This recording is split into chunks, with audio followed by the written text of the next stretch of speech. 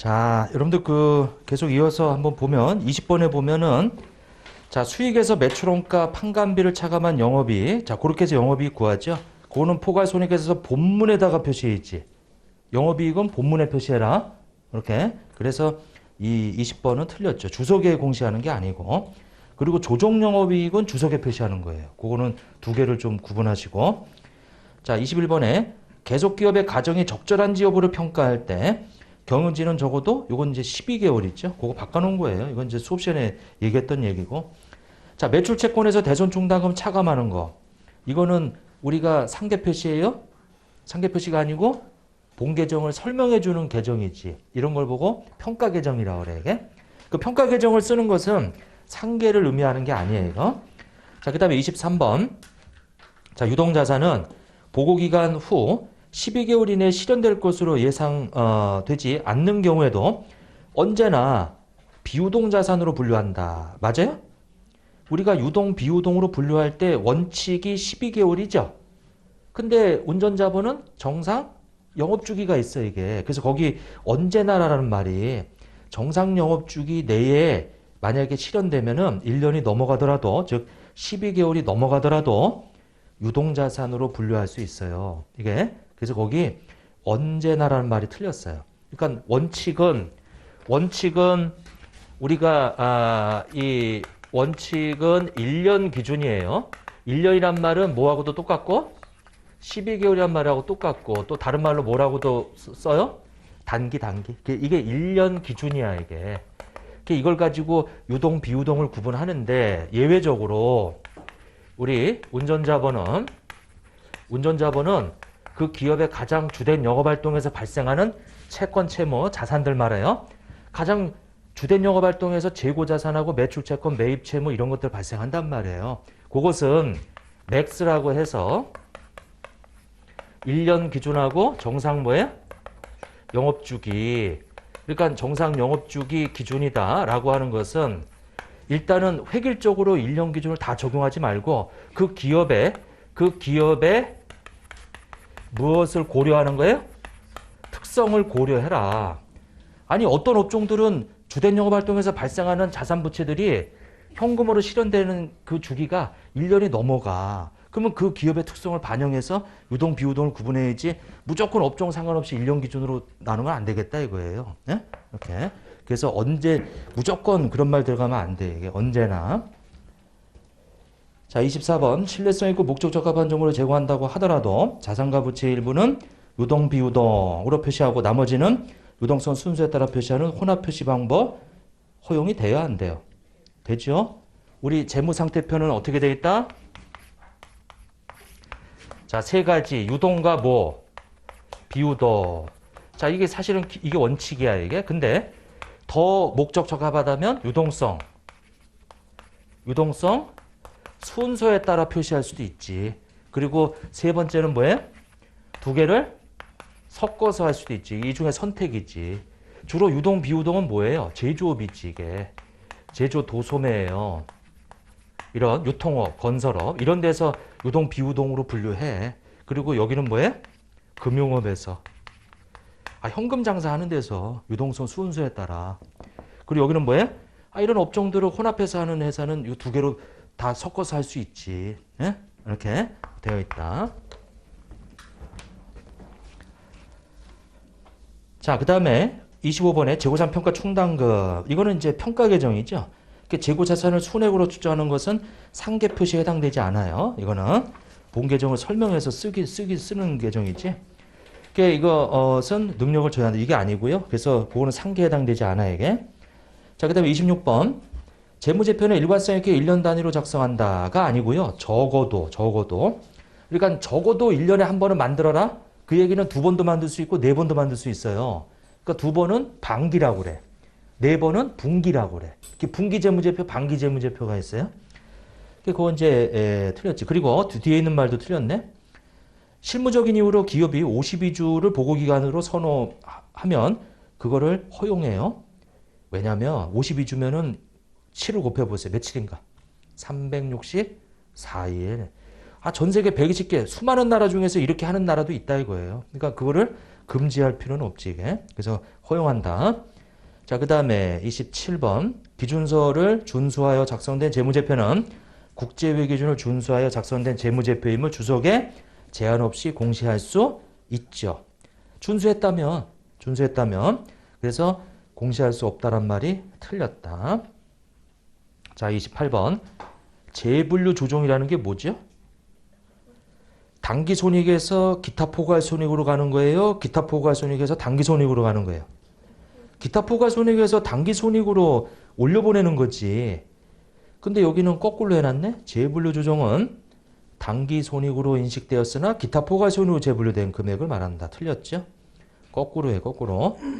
자, 그 다음에 29번 성격별 분류 방법은 기능별 분류 방법보다 자의적인 배분과 상당한 정도의 판단이 더 개입될 수 있다. 틀렸어요. 성격별이 아니고요. 기능별이에요. 기능별이 자의적인 배분, 즉 공장이나 본사를 나눠요. 공장에서 발생한 것은 제조원가로 집어넣어버리고, 하지만 성격별은 공장에서 발생한 인건비나 본사에서 발생한 인건비를 합쳐서 그냥 급여라고 표시해. 그러면 성격별로 손익계산서 만들면 이 회사 전체 급여가 얼마인지를 바로 알 수 있어요, 이게. 예? 근데 기능별로 하게 되면 이 공장에서 발생한 것은 제품의 제조원가로 다 때려 넣어버리기 때문에 거기 인건비가 본사 인건비하고 본사 인건비는 판관비로 되고 공장 인건비는 팔려나간 부분에 매출원가에 들어가 있단 말이에요.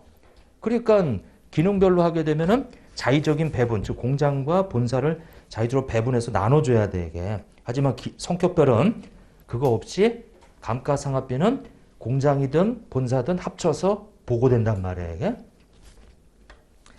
성격별은 자의적인 배분이 따르지 않지. 근데 기능별은 자의적인 배분이 따르죠. 자, 30번에 우리 정상영업주기. 자, 정상영업주기는 재고자산을 취득해서 그 대금이 회수될 때까지 소요되는 기간이 있죠. 거기 판매한 시점까지 소요되는 기간이 아니고 회수될 때까지, 현금이 회수될 때까지 소요되는 기간. 자, 그거를 우리는 영업주기라고 그래요. 중요하죠. 여러분들이 내가 만약에 장사한다. 그럼 내 장사의 주된 상품이 내가 사가지고 와서 이것이 현금으로 다시 회수될 때까지 걸리는 주기가 중요하지. 어떤 업종이든 간에 그걸 먼저 보고 이 업종은 빨리빨리 회수되는 업종이다. 에? 아니면 뭐 몇 년 있다 회수되는 업종이다. 이런 거 봐야 될 거 아니에요. 그래서 영업주기 자, 취득해서 현금이 회수될 때까지 걸리는 기간을 말해요. 자, 31번. 자, 재무제표, 연차보고서, 감독기한 제출서류 또는 다른 문서에 표시되는 그 밖의 정보 등 외부에 공시되는 모든 재무적, 비재무적 정보에 항우채택 구제기준을 적용하여야 한다. 자, 이것은 틀렸죠. IFRS는 오직 뭐를 작성하는 데만 적용하는 거예요? 재무제표에만. 자, 근데 우리 앞에서 말한 그 질적 특성이 있어요. 이렇게 질적 특성.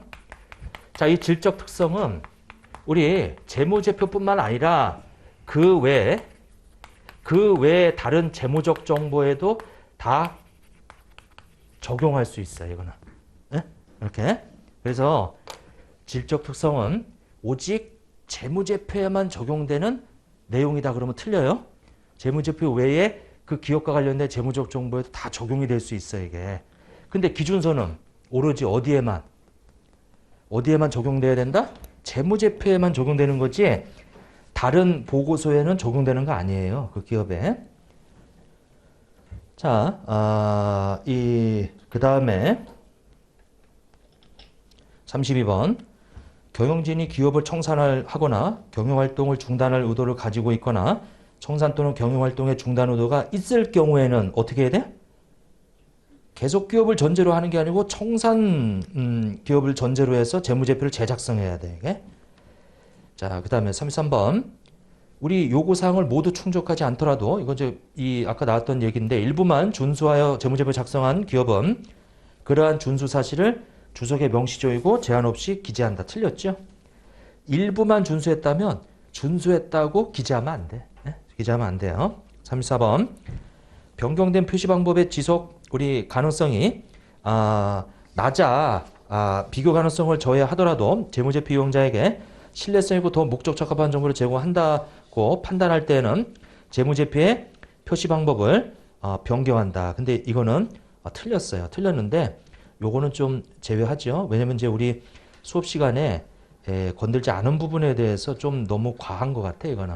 넘어가시고 지금은 여러분들이 수업 시간에 한 거를 더 확실하게 하는 게 중요한 거지 뭐 새로운 걸 공부하는 게 중요한 건 아니고. 지금 시점에서는 35번 매입 채무 또는 종업원 및 그 밖에 영업 원가에 대한 미지급 비용은 보고기한 후 12개월 후에 결제일이 도래한다면 12개월 후에 결제일이 도래한다면 비유동부채로 분류한다. 근데 거기 매입 채무 이런 것들은 운전자본이에요. 얘네들은 12개월 후 근데 정상 영업주의까지 판단해서 해야지 무조건 12개월 후에 결제된다고 비유동으로 분류하는 건 아니죠. 매입 채무라고 하는 것은 정상 영업 주기를 고려해야 돼. 이게 그 기업의 특성을. 오케이? 자, 이제 그 정도만. 지금 우리가 기본서에서 공부한 개념 체계하고 재무제 표시는 이론 문제다.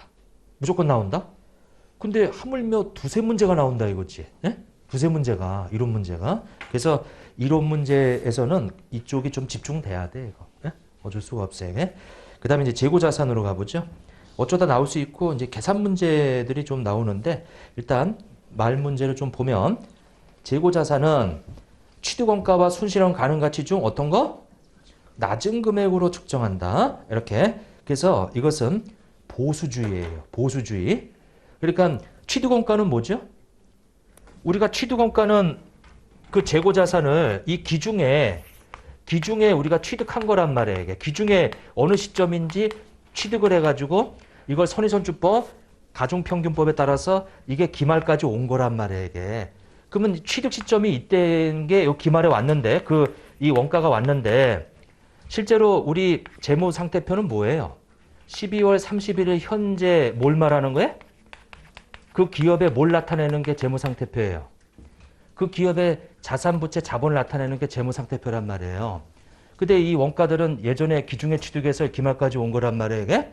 근데 이 자산이 실질적으로 팔아가지고 나한테 들어오는 금액이 이렇게 원가보다 내려가 있다면 실질 가치로 표시해 줘야 된다 이거예요. 그래서 이 차이 나는 것을 평가 손실로 잡아라. 그 대신 이거보다 올라가는 고가 이거는 정상적으로 팔면서 이것이 실현될 때 인식하는 거지.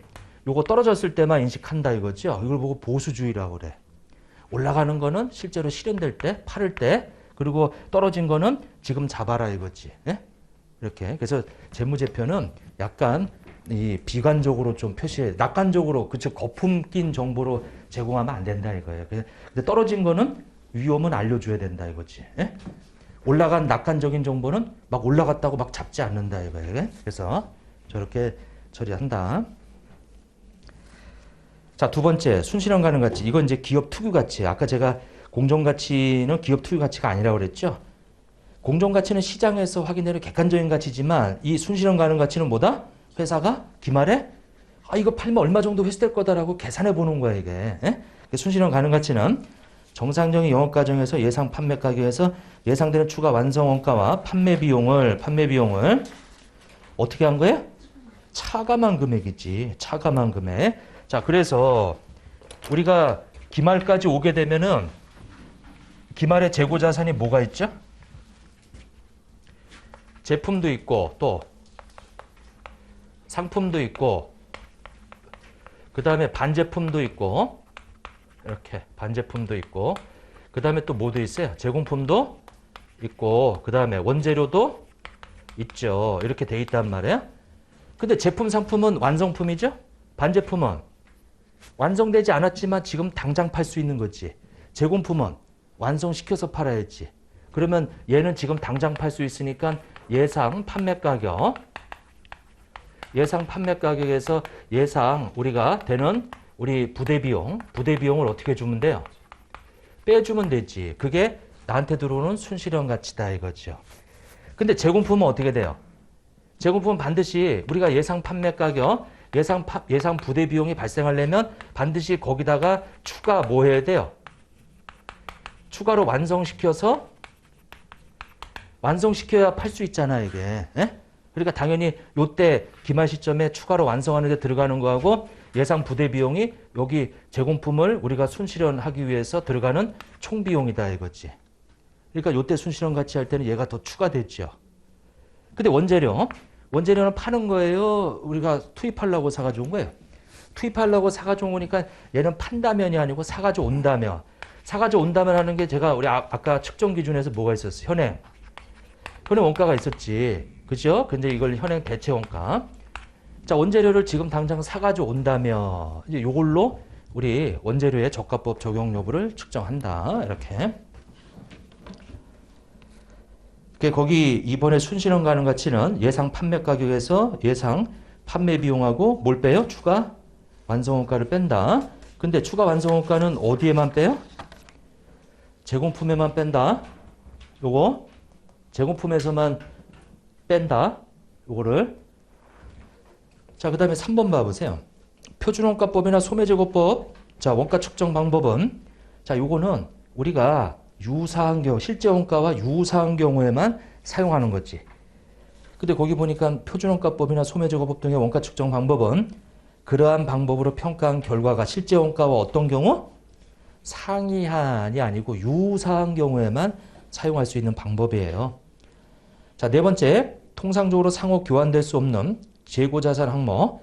자, 우리가 대체가 불가한 것들은 무슨 방법을 쓰죠? 개별법을 쓰지.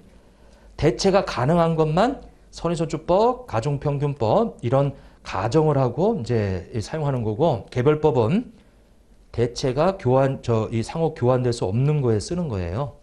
거기 선의선출법이 아니고 뭐죠? 개별법이 되겠다. 자, 5번. 자, 요 멘트도 중요하죠. 자, 재고자산의 지역별 위치나 과세 방식이 다른 경우 동일한 재고자산에 대해서 다른 방법을 적용하는 것은 정당화될 수 있다. 이렇게 되어 있는데 그거 아니죠. 우리 원래 이 단가 결정 방법은 뭐예요? 우리 답안에 보시면은 저거만 하나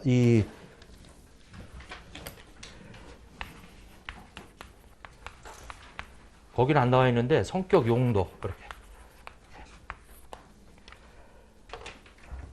그러니까 뭐냐면 재고자산의 어떤 성격이나 용도, 자, 이런 거 가지고 그게 유사하면 동일하거나 유사하면 같은 방법 쓰고 저게 다르면 다른 방법 써야지. 여기처럼 지역별 위치나 과세 방식이 다르다는 이유로 똑같은 재고자산에 다른 방법 적용하는 것은 정당화될 수 없다.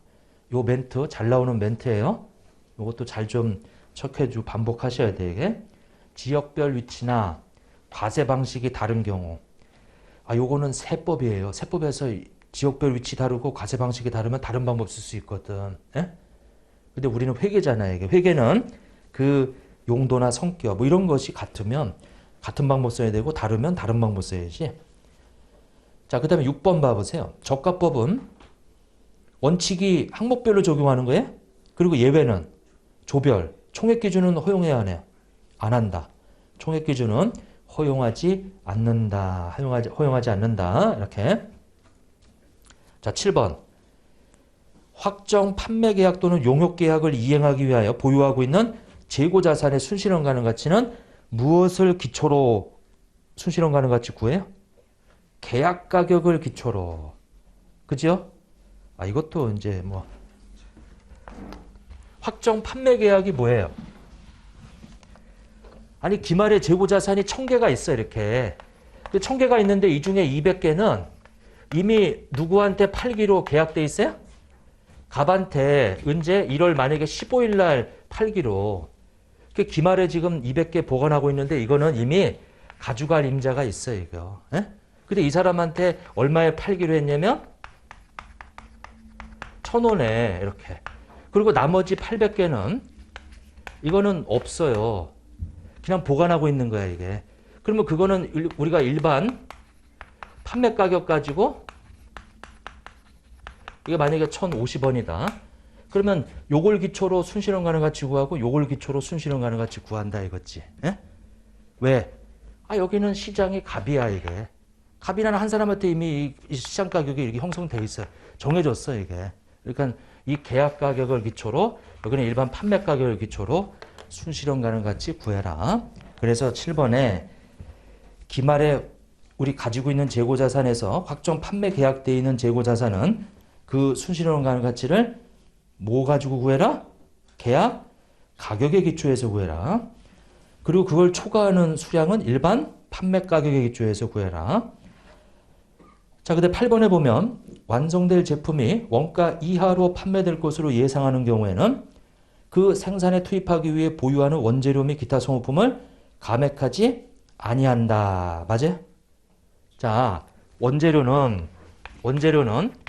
원재료가 이제 투입되면은 이것이 제공품이 되고 그 다음에 제품이 될 거예요. 그럼 이제 이 원재료 투입해서 완성될 이 제품의 원가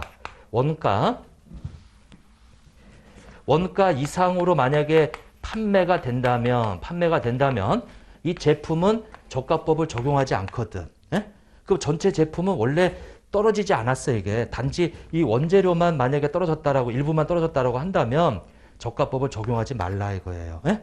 전체는 정상적인 제품이다 이거예요. 그래서 그 투입되는 원재료의 저가법 적용 여부는 그 완성시켰을 제품의 원가보다 더 높게 판매된다면 저가법 적용하지 말라. 근데 지금 이 예문은 이 원가보다 어떻게 판매된대요?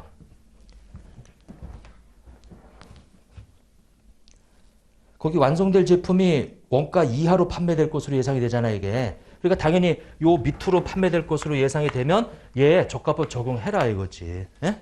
전체적으로 떨어졌다 이거예요. 그러니까 그 원재료도 저가법 적용해라. 자, 그런 얘기예요.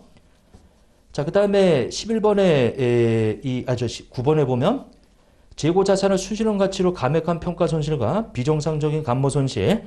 자, 정상적인 감모 손실은 제외하고, 자, 이것은 감액이나 감모가 발생한 기간에 비용으로 인식한다. 이렇게 돼 있는데, 자, 이거는 정상적인 감모 손실도 포함해요.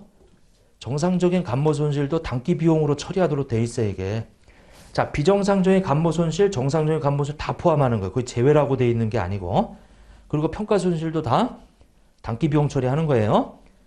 자, 우리 IFRS는 단기 비용으로 처리하게 돼 있어요. 근데 우리나라 기준서에서는 정상 감모는 매출원가로, 비정상 감모는 영업의 비용으로, 평가 손실은 매출원가에 가산하도록.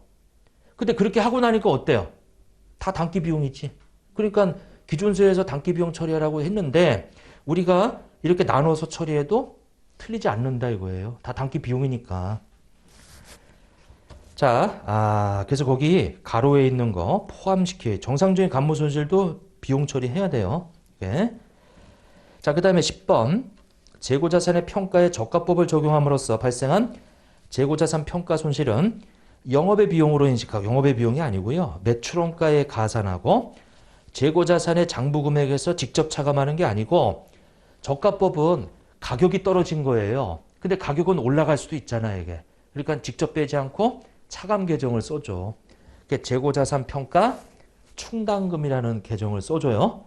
그래서 직접 차감하는 게 아니고요. 간접으로 차감한다, 표시한다. 거기 영업의 비용도 아니고 매출원가에 가산하고요. 자, 11번에 시송품은 상품에 대한 점유가 이미 이전되었으므로. 근데 시송품이 뭐죠? 시험 삼아서 한번 써보라고 준 거지 점유가 넘어갔다고 해서 파는 거예요? 아니죠. 그 매입자가 뭐 해야 돼요? 사겠다고 의사표시해야지. 그러니까 매입의사 표시가 중요하죠. 매입의사 표시하면 판매된 거고 매입의사 표시 안 하면 내 재고자산으로 집어넣어야 돼요. 자, 그래서 틀렸죠. 12번. 선적진도 조건의 미착상품. 자, 이 대한 운송비 보험료. 근데 선적지는 선적할 때부터 누구 거죠?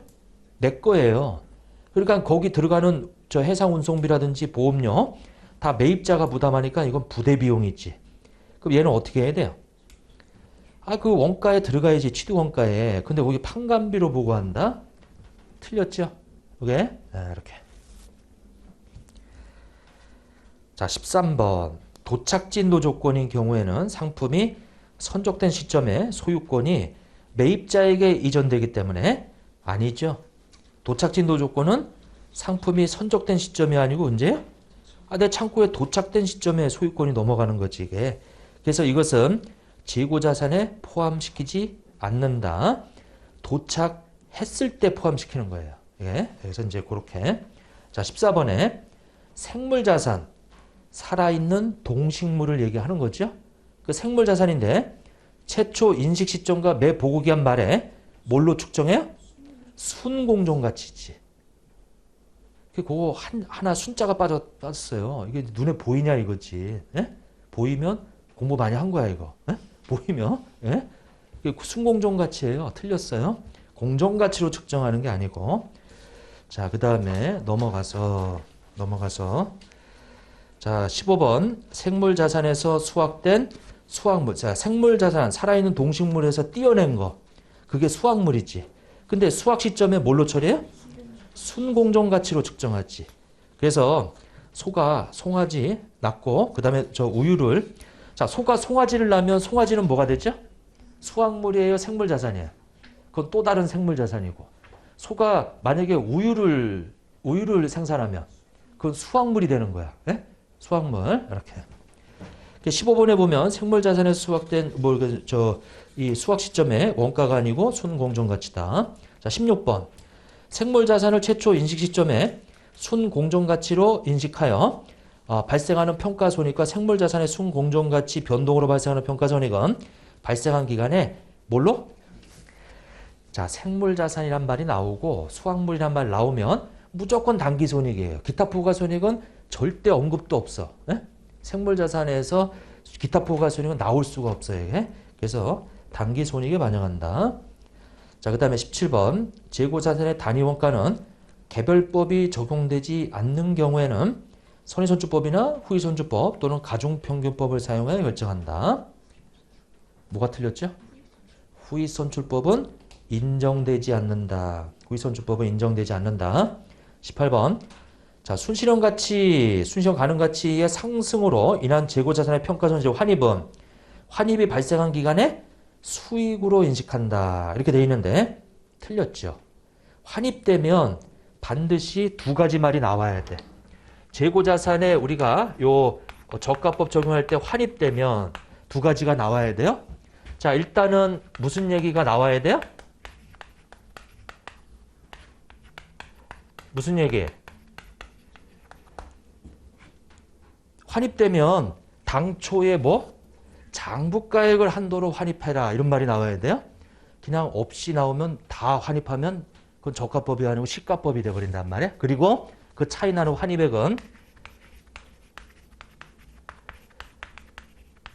매출원가에서 뭐해라? 차감해라. 이렇게. 예, 근데 거기 수익이 아니에요.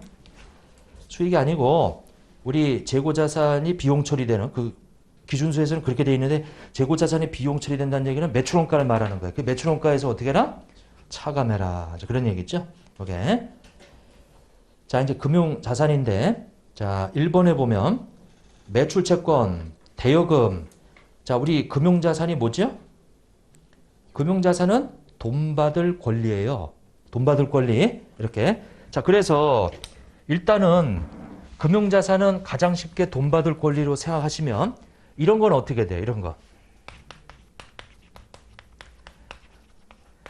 선급비용. 선급비용은 돈이 지금 나갔고 미래에 서비스가 제공되는 거지. 돈 받을 권리가 아니잖아요. 이게 서비스 받을 권리지. 그러니까 얘네들은 금융자산이 아니지 이거. 이렇게 되어 있다. 자, 그 다음에 반드시 금융자산은 계약이어야 돼. 계약. 그러면 거기 한번 봐보세요. 매출채권 뭐예요? 판매 계약이지. 그 돈 받을 권리죠. 대여금 뭐예요? 금전 소비대차 계약이죠. 돈 받을 권리죠. 근데 이연보의 자산은 이거는 계약이 아니에요. 이거는 회계와 세법이 차이가 나서 되는 거지. 그래서 이연보의 자산은 금융자산이 아니에요. 이렇게. 자, 그 다음에 넘어가서 2번은 넘어가죠. 2번은 지금 다루기에는 아마 좀 쉽지 않은데 3번 봐보세요. 파생상품은 모두 당기손익 공정의 측정 금융자산으로 분류한다. 파생상품은 두 가지를 제외하고 FBPL로 분류해요. 두 가지를 제외하고. 예? 모든이란 말이 들어가 있으면 안 돼. 모두. 파생상품 중에 두 가지를 제외하고. 에? 그래서 원칙적으로 그러면 맞는데 모두라고 하면 틀려요. 자, 그 다음에 금융자산의 취득 시 거래원가는 공정가치의 가산. 거래원가가 부대비용이죠? 그럼 가산하지. 단, 뭐는 제외하고. FV, PL은 제외하고. FVPL은 거래원가 어떻게 하죠? 단기비용 처리하지. 단기비용. 그리고 나머지는 가산하지. 그러니까 여기는 금융자산의 취득 시 거래원가는 공정가치에 가산하지만 뭐는 제외시켜야 돼? FV, PL은 제외시켜야 돼. 이게 모두 다 이렇게 다 가산하는 건 아니에요. 자, 그다음에 5번. 아니 5번은 이 개정 과목 자체가 앞에 기타 포괄 손익이라고 돼 있잖아 이게. 에? 공정가치하고 차이 나는 걸 뭘로 처리하는 금융자산이? 기타 포괄 손익으로. 근데 그 뒤에 후속 측정 시 공정가치법을 적용하는 경우 평가 손익은 단기 손익으로 처리한다. 그 단기 손익이란 말이 틀렸지. 이렇게. 자, 그 다음에 6번. 자, 6번은 뭐가 틀렸죠? 자, 기타 포괄 손익 공정가치 측정 금융자산. 이게 가로 열고 채무 상품이네. 근데 거기에 손상차손. 자, 손상차손. 우리 FV, PL, FV, OCI, AC예요. 근데 여기서 FV, 이 PL은 후속적으로 공정가치법을 적용하지. 그리고 FV, OCI도 이게 지분 상품이 있고 또 뭐가 있어요? 채무 상품이 있지. 그리고 AC는 무조건 뭘로? 채무 상품이지. 이게 만기가 저 지분 상품은 없으니까 채무 상품만 들어간단 말이야. 그러면 이 지분 상품은 뭘로? 공정가치법. 근데 채무 상품들은 기간 동안의 이자를 유효이자를 계산하죠. 그러니까 얘네들은 당연히 유효이자법을 써야 돼. 그 기중에는 유효이자법을 쓰고 기말에 가서는 얘는 뭐 해줘야 돼요? 공정가치하고 비교해야 돼. 얘는 공정가치에 관심이 있어 이게. 자, 공정가치에 관심 있는 것들은 다 공정가치법을 써줘야 돼 이게. 자, 이렇게 돼 있어요. 근데 얘는 공정가치에 관심이 없지. 이렇게 돼 있죠? 후속적으로. 자, 그런데 손상이라는 게 뭐죠? 채무 뭐 하는 거예요? 불이행. 그러니까 채무 불이행은 이거 원금하고 이자 원리금이란 말이에요, 이게. 이렇게. 그 원리금이라고 돼 있는 것은 우리 주식은 손상을 계상하지 않지. 얘는 당기니까 안 하고. 그러니까 손상은 뭐하고만 관련돼 있는 거예요. 손상은 채무 상품하고만 관련돼 있는 거지. 원금 이자로 돼 있는 거하고만 관련돼 있단 말이에요. 에? 자, 그런데 얘는 무슨 위험에 대해서 우리가 인식하는 거예요? 원리금의 불이행 위험, 즉 정해진 이자를 못 받을 위험, 원금을 못 받을 위험에 대해서 우리가 손상을 잡아주는 거란 말이에요. 그러면 손상 차손을 잡을 때는 순수한 캐시플로우의 모자란 금액 그런 것을 우리가 잡는 거지 이자율 변동분에 대한 것을 잡는 게 아니란 말이에요. 그러니까 이자율은 처음 취득했을 때 이자율로 계속 유지하는 거야. 에? 이걸 만약에 손상된 시점에 이자율로 바꿔서 하게 되면 이자율 변동에 따른 것이 반영이 돼버려요. 근데 손상차손은 뭐에 대한 것을 잡는 거예요? 채무불이행 바로 캐시플로우에 못 받을 것을 잡는 거란 말이에요. 그러니까 이자율을 변동시키면 돼야 한대요. 안 되고 처음에 취득했을 때 그 유효이자율로 계속 이 현재 가치 하는 거예요. 거기 6번에 보면 기타 포괄적 공정가치 측정 금융자산 채무상품의 손상차손. 자, 손상차손은 무조건 캐시플로우에 대한 것만 잡는 거예요. 그 기대시용 손실은 현행 시장 이자율로 할인한 게 아니고 무슨 이자율? 우리 최초의 유효이자율로 할인하는 거지. 바꾸면 안 돼요. 바꾸면. 자, 이제 그 정도 돼 있고 7번 봐보세요. 자, 7번은 우리가 알아야 돼요. 무슨 상품? 지분 상품. 지분 상품은 원리금으로 돼 있어요? 얘는 손상 대상이 아니에요. 아, 주식은 손상 대상이 아니라니까? 주식은 손상을 안 잡는다니까? 요거만 잡으면 되니까 요거만? 그래서 손상차손은 단기비용 처리한다. 아예 안 잡아요. 8번. FEPL. 우리 거기 FEPL로 돼 있잖아요. 단기 뭐에? 단기 손익으로 기타 포괄 손익이 아니지. 그 다음에 9번. 금융자산, 채무상품은 FVPL 금융자산에서 다른 범주로 재분류하는 경우 당기손익에 이미 인식된 손익이 있다면 그 손익은 환입한다. 맞아요? 아니 우리가 이미 인식한 것을 다른 걸로 분류하면 그럼 다른 걸로 분류해서 그 이후로 계속 가면 되는 거지. 이전에 인식한 걸 소급해서 환입한다? 아니죠. 자, 틀렸고. 자, 그 다음에 10번. 채무상품의 손상차손 환입은 기타 포괄손익으로 인식한다. 그게 아니고요. 손상은 여기 손상은 무조건 다 뭘로 처리한다? 단기손익으로 처리한다. 떨어지는 거 손상차손 단기손익, 단기비용. 올라가는 거 손상차손 환입 다 단기 수익이다. 이렇게. 그래서 단기손익으로 인식하는 거예요. 자, 손상이란 말 나오면 무조건 채무상품하고 관련된 거고 단기손익이다. 일단 두 가지. 손상은 채무상품 그리고 단기손익이다. 에? 그렇게 좀 정리를 해놓으세요.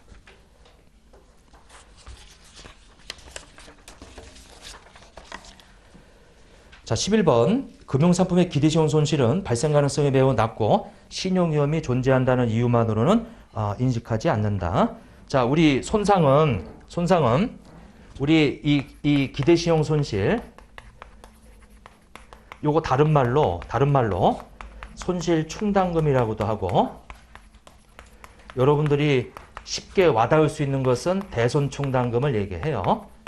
지금 이게 개정이 되면서 괜히 어려운 말을 쓰다 보니까 근데 이런 말은 많이 들어봤을 거야. 이게 대손 충당금. 그러니까 얘가 지금 잔액이에요. 이거 다 잔액이란 말이에요. 기대시효 손실, 손실 충당금, 대손 충당금 다 잔액이란 말이에요. 근데 얘는 언제 잡냐면 신용이 손상되지 않더라도 신용 위험이 있으면 자, 그것이 유의적으로 증가되지 않더라도 얘는 몇 개월의 기대시효 손실을 우리가 잡아주는 거예요? 12개월을. 그리고 그 유의적으로 증가를 했다면 얘는 전체 기간으로 잡아주고 그리고 신용이 손상됐으면 얘는 당연히 전체 기간으로 잡아줘야지. 전체 기간 기대시효 손실 이렇게 돼 있어요. 이렇게. 자, 즉 말해서 우리 대손 충당금 잡을 때 어떻게 해요? 미래 못 받을 그 위험이 있으면 잡아줘요. 위험이 있어도 이렇게 신용이 손상이 돼도 이건 잡아주고 이렇게. 자, 그래서 이거는 꼭 못 받게 되는 게 확정이 되지 않더라도 위험이 있어도 잡는다 이거죠. 예. 거기 11번에 인식하지 않는다는 말이 틀렸어요. 이게 지금 개정된 요 기준서에서는 기대시효 손실이라고 해서 신용 손상되지 않더라도 신용 위험이 존재하면 그게 유의적으로 증가되지 않았으면 12개월에 기대시효 손실 쓰고 유의적으로 증가됐다면 전체 기간의 위험을 반영해서 기대시효 손실을 계산하고 그다음에 신용이 손상됐으면 당연히 전체 기간 다 해서 계산하고요. 12번. 자, FVPL 금융자산, 지분상품 FB, OCI 금융자산으로 보유 중에 지정할 수 있다. 맞아요? 자, 이거는 이제 재분류하고 관련되어 있는 얘기인데 재분류 여러분들 시험에도 나오고 그랬잖아요. 이게. 자, 뭐냐면 FVPL, FV, OCI, A씨다. 자, 일단 아까 파생상품은 일단 어디로 분류된다 그랬어요? 근데 아까 몇 가지는 제외하고 아까 제가 파생상품은 모두 FVPL로 분류하면 틀린다고 그랬잖아요. 이게 두 가지는 제외한다고 그랬잖아요. 그 다음에 지분상품은 어떻게 돼요? 지분상품 원칙이 어디에? FVPL이잖아요. 그리고 예외로 여기 FV, OCI로 뭐 할 수 있어요? 지정할 수 있고 만기는 없잖아요. 이게. 그러니까 파생상품 무조건 여기니까 이거 재분류 돼야 한대. 다른 데로. 재분류 대상이 아니에요. 그리고 여기도 처음에 취득할 때 지정하고 나면 이걸로 가야 되는 거야. 다른 걸로 왔다 갔다 할 수가 없어요. 재분류 대상이 아니란 말이에요. 이게. 예? 이렇게. 자, 근데 채무상품은 어때요? 채무상품은 원칙이 보유 목적에 따라서 이렇게 분류가 되지. 즉 말해서 보통 단기 매매고 이거 장기고 이건 만기까지 갈 목적이면 이렇게 분류한단 말이에요. 이게. 얘가 매도 목적이고 얘는 매도 목적이면서도 이자 받을 목적이고 얘는 매도 목적은 없고 그냥 이자 원금 회수하는 목적이다 이거지. 예? 근데 이제 예외로 요 FBPL로 뭐 할 수 있어요? 지정할 수 있어요, 이게. 그러면 이제 다른 데로 못 가지. 그 당연히 재분류가 되는 것은 채무 상품만 재분류 대상이에요. 예? 지분 상품은 재분류할 수 없어요, 이게. 그래서 거기 12번에 지분 상품은 금융자 FBOCI로 보유 중에 이걸 지정할 수 있는 게 아니고 처음에 취득 시에 한 번 지정하면 그대로 가야 돼. 이 지정은 취득 시에만 할 수 있는 거예요. 취득 시에만. 중간에 여기다가 일로 가거나 이렇게 할 수가 없어요, 이게. 예? 중간에 처음 취득할 때만 FEPL이냐 FBOCI를 빨리 정해야 돼, 이게. 이렇게 되어 있다. 자, 그다음에 13번. 자, 우리 사업 모형이 원리금 회수 또는 원리금 회수 및 매도. 자, 원리금 회수는 뭐죠? 이거 AC죠. 그리고 원리금 회수 및 무슨 목적도 있어요? 매도. 이건 뭐예요? FBOCI지. 자, 거기에 해당하는 채무 상품을 자, 만약에 이유가 회계 불일치를 여기 회계 불일치를 제거하거나 또는 감소시키기 위해서 즉 일로 분류될 수 있는 것을 우리가 회계 불일치 제거나 감소시키기 위해서 뭐 할 수 있다? 지정할 수 있다. 그 지정하면은 다른 데로 못 가, 이게. 거기 회계 불일치를 제거하거나 유의적으로 줄이는 경우에는 최초 인식 시점에 무엇으로 지정할 수 있다? FBPL로. 맞죠? 그거는 맞는데 그 뒤에 단서가 다만 이후에 이걸 다른 걸로 재분류할 수 있느냐? 없어요. 한번 지정하면 다른 데로 갈 수가 없어요, 이게. 네? 갈 수가 없다.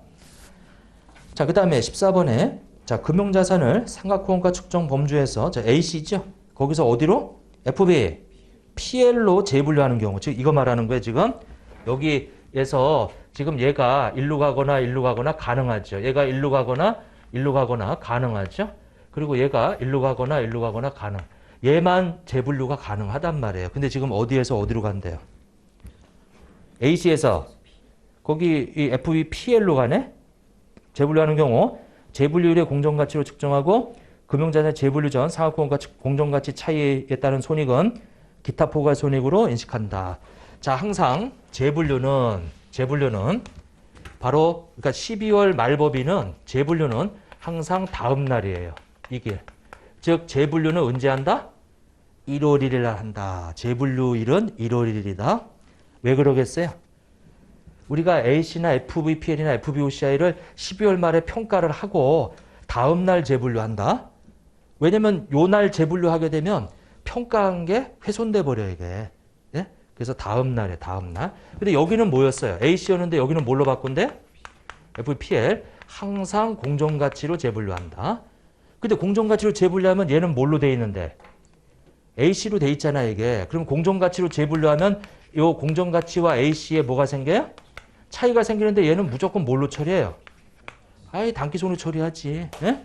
근데 요거하고 요거 한번 봐보세요. AC를 만약에 요 1월 1일 날 FVOCI로 분류하면 어떻게 될까요? 그러면 당연히 공정가치로 대체하는데 무조건 재분류하는데 AC하고 차이가 생기는데 얘는 무조건 뭘로 처리하면 돼? OCI 처리하면 되지. 예? 얘는 PL로 처리하면 되고 이렇게 돼 있다. 자, 그 다음에 15번에 보면 금융자산을 우리 기타 포괄손익 공정가치 측정 범주에서 삼각공과 측정 범주로 재분류하는 경우에 재분류일의 공정가치로 측정하고 재분류 전에 인식한 우리 이 기타 포괄손익 누계액은 재분류일에 당기손익으로 인식한다. 이렇게 되어 있네요. 자, 얘는 FVOCI에서 어디로 가는 거예요? A, C로 가는 거지. 그럼 FVOCI는 뭐가 있죠? 공정가치로 가자.